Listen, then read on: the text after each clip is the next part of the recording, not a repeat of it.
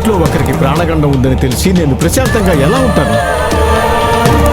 అలాని మీరు టెన్షన్ పడుతూ ఉండడం వల్ల ఆ సమస్య తీరిపోతుందా? ఏంటోరా, నీకు నీలవేణికి మధ్య ఉన్న సమస్య ఎప్పుడు తీరుతుందో అడగటానికి గురువుగారిని రమ్మన్నాను.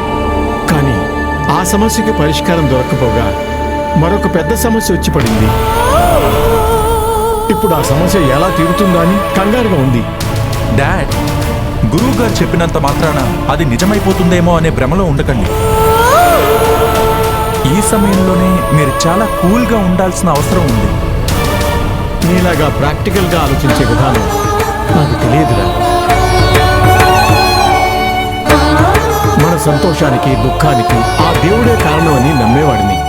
మనకి ఏది ఎదురైనా దానికి ఒక కారణం ఉంటుందని సరిపెట్టుకునేవాడిని. ఈ విధి మన జీవితాలకు పెట్టే పరీక్షల్ని దాటుకుంటూ ఎదురీదే ఒక మామూలు మనిషిని. ఇంత పెద్ద దోషం గురించి తెలిసాక కూడా ఏమీ కాదులే అని మామూలుగా తీసుకోవడం నా వల్ల కాదురా.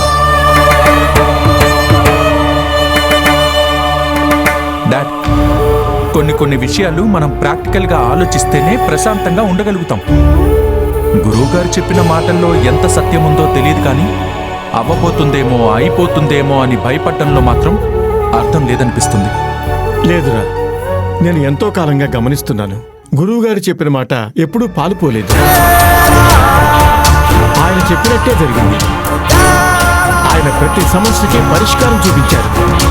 అందుకే ఆయన మాటల మీద నమ్మకం పెరిగింది. ఆయన ప్రతి సమస్యకి పరిష్కారం చూపించారని మీరే అంటున్నారు కదా. అలాగే ఇప్పుడు చూపించే పరిష్కారం కూడా ఈ ఇంటికున్న దోషాన్ని తుడిచేస్తుందేమో. మనలో ఒకరికున్న గండాన్ని కడిగేస్తుందేమో. ఎవరికి తెలుసు డాడ్? ప్లీజ్ డాడ్, మరీ ఎక్కువగా టెన్షన్ పడకండి.